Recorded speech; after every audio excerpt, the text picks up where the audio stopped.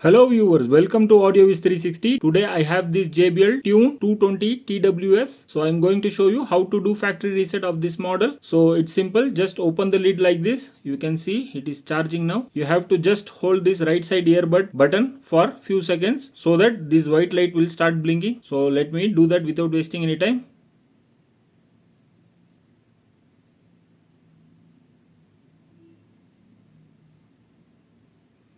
So you can see this is blinked for 2 times. So that's it. Factory reset has been done to this JBL Tune 220 TWS. So alright. Now if we take out this earbud, it should go automatically to pairing mode.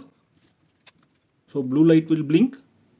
So you can see blue light has started blinking, so that means this has entered in pairing mode. So that's it for this video. I hope you like the video. Please do like, share, subscribe to AudioViz 360 and hit that notification bell icon and write comment in the comment section below if you have any queries. I have uploaded so many videos in this channel AudioViz 360. Please go through it. If you like it, please don't forget to hit that subscribe button, because if you subscribe it will motivate me to make more of like these videos. Thanks for watching. Bye.